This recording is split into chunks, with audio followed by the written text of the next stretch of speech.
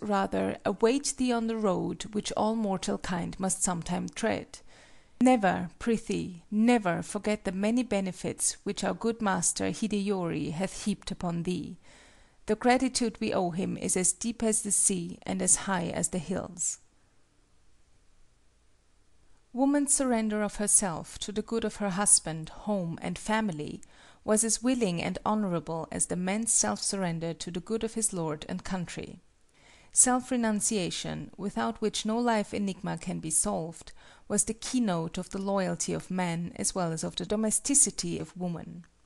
She was no more the slave of man than was her husband of his liege lord, and the part she played was recognized as Naijo, the inner help.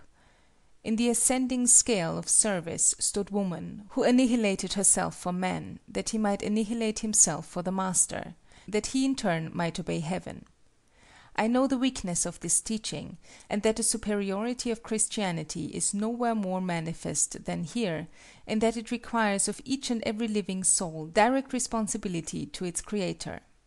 Nevertheless, as far as the doctrine of service, the serving of a cause higher than one's own self, even at the sacrifice of one's individuality, I say the doctrine of service, which is the greatest that Christ preached, and is the sacred keynote of his mission, as far as that is concerned, Bushido is based on eternal truth. My readers will not accuse me of undue prejudice in favor of slavish surrender of volition. I accept in a large measure the view advanced with breadth of learning and defended with profundity of thought by Hegel, that history is the unfolding and realization of freedom. The point I wish to make is that the whole teaching of Bushido was so thoroughly imbued with the spirit of self-sacrifice that it was required not only of woman but of man. Hence, until the influence of its precepts is entirely done away with, our society will not realize the view rashly expressed by an American exponent of women's rights, who exclaimed, "May all the daughters of Japan rise in revolt against ancient customs!" Can such a revolt succeed? Will it improve the female status? Will the rights they gain by such a summary process repay the loss of that sweetness of disposition, that gentleness of manner, which are their present heritage? Was not the loss of domesticity on the part of Roman matrons followed by moral corruption too gross to mention? Can the American reformer assure us that a revolt of our daughters is the true course for their historical development to take? These are grave questions. Changes must and will come without revolts.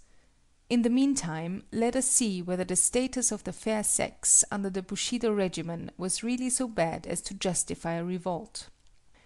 We hear much of the outward respect European knights paid to God and the ladies, the incongruity of the two terms making Gibbon blush. We are also told by Hallam that the morality of chivalry was coarse, that gallantry implied illicit love. The effect of chivalry on the weaker vessel was food for reflection on the part of philosophers, M. Guizot contending that feudalism and chivalry wrought wholesome influences, while Mr. Spencer tells us that in a militant society (and what is feudal society if not militant?) the position of woman is necessarily low, improving only as society becomes more industrial. Now, is M. Guizot's theory true of Japan, or is Mr. Spencer's? In reply I might aver that both are right. The military class in Japan was restricted to the samurai, comprising nearly 2,000,000 souls. Above them were the military nobles, the daimyo, and the court nobles, the kuge, these higher sybaritical nobles being fighters only in name. Below them were masses of the common people, mechanics, tradesmen, and peasants, whose life was devoted to arts of peace. Thus, what Herbert Spencer gives as the characteristics of a militant type of society may be said to have been exclusively confined to the samurai class, while those of the industrial type were applicable to the classes above and below it. This is well illustrated by the position of woman, for in no class did she experience less freedom than among the samurai. Strange to say, the lower the social class, as for instance among small artisans, the more equal was the position of husband and wife. Among the higher nobility, too, the difference in the relations of the sexes was less marked, chiefly because there were few occasions to bring the differences of sex into prominence, the leisurely nobleman having become literally effeminate. Thus Spencer's dictum was fully exemplified in old Japan. As to Guizot's, those who read his presentation of a feudal community will remember that he had the higher nobility especially under consideration, so that his generalization applies to the daimyo and the kuge. I shall be guilty of gross injustice to historical truth if my words give one a very low opinion of the status of woman under Bushido. I do not hesitate to state that she was not treated as man's equal, but until we learn to discriminate between difference and inequalities, there will always be misunderstandings upon this subject. When we think in how few respects men are equal among themselves, that is, before law courts or voting polls, it seems idle to trouble ourselves with a discussion of the equality of sexes. When the American Declaration of Independence said that all men were created equal, it had no reference to their mental or physical gifts. It simply repeated what Ulpian long ago announced, that before the law all men are equal. Legal rights were in this case the measure of their equality. Were the law the only scale by which to measure the position of woman in a community, it would be as easy to tell where she stands as to give her avoirdupois in pounds and ounces. But the question is there a correct standard in comparing the relative social position of the sexes?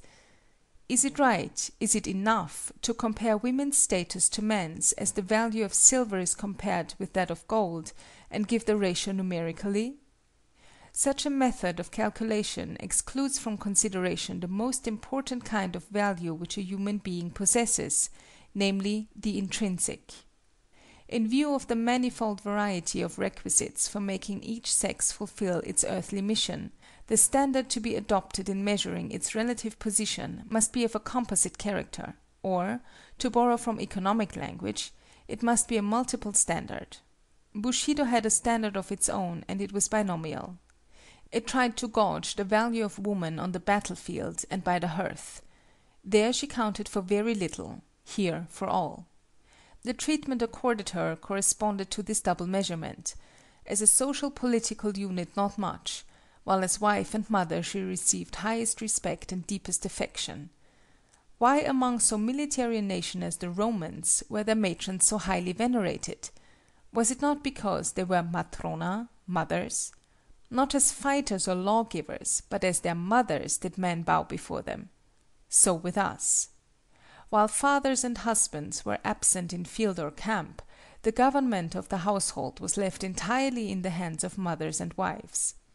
The education of the young, even their defense, was entrusted to them.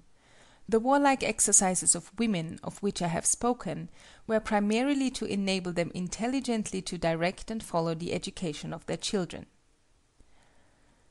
I have noticed a rather superficial notion prevailing among half-informed foreigners that because the common Japanese expression for one's wife is "my rustic wife" and the like, she is despised and held in little esteem. When it is told that such phrases as "my foolish father," "my swinish son," "my awkward self," etc., are in current use, is not the answer clear enough? To me it seems that our idea of marital union goes in some ways further than the so-called Christian. Man and woman shall be one flesh.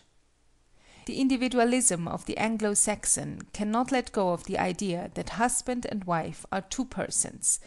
Hence, when they disagree, their separate rights are recognized, and when they agree, they exhaust their vocabulary in all sorts of silly pet names and nonsensical blandishments. It sounds highly irrational to our ears when a husband or wife speaks to a third party of his other half, better or worse, as being lovely, bright, kind, and what not. Is it good taste to speak of one's self as my bright self, my lovely disposition, and so forth? We think praising one's own wife or one's own husband is praising a part of one's own self, and self-praise is regarded, to say the least, as bad taste among us, and I hope among Christian nations too. I have diverged at some length because the polite debasement of one's consort was a usage most in vogue among the samurai. The Teutonic races, beginning their tribal life with a superstitious awe of the fair sex (though this is really where